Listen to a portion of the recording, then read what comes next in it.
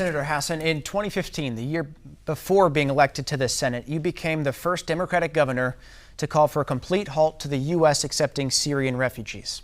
Last April, members of the New Hampshire Democratic Latino Caucus resigned their party leadership posts in reaction to your visit to the southern border and opposition to the Biden administration's plan to lift a Trump-era restriction. In both instances, you were criticized for doing these things to avoid being called soft on immigration in upcoming elections. How do you respond to that? The first job of government is to keep people safe. And the through line in all of the things that you just talked about is my concern that we understand who is attempting to enter this country and that they are vetted appropriately.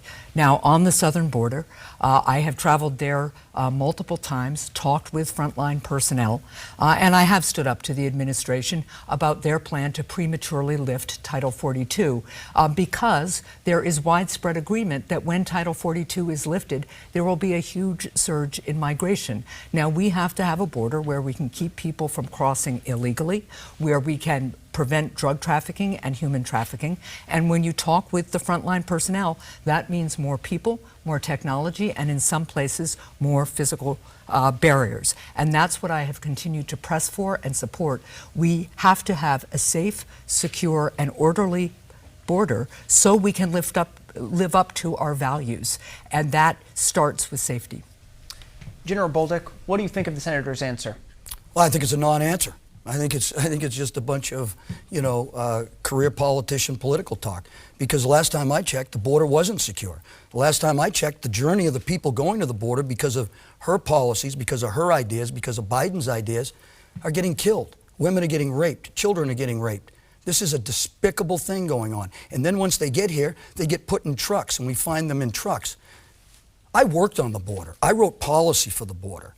This is not how we do borders. I helped other countries secure their border. And if I gave them the ideas that they're implementing, they would throw me out of their country. This is not a way to secure a border, right? And she can't sit up here and talk and get away with it. She just voted on 7 August this year to lift the Title 42 restriction. She just voted for that. She just voted not to give technical equipment for opioids and other technical equipment on the border on the same day. It's double talk. She lies. You can't trust a word she says. And she thinks she can hide behind her title. Well, she cannot. And it's wrong. And we need to take her to account. Senator, 30 seconds. So I have voted repeatedly to provide more personnel and more technology and more funding for physical ports of entry and physical barriers at the border. And with respect, Don Bolduc knows that. Now, look. At the end of the day, this is about whether we are going to have a safe and secure border. And that starts with making sure that our frontline personnel have the resources that they need in order to enforce the law. A rule of law is critical to a humane country.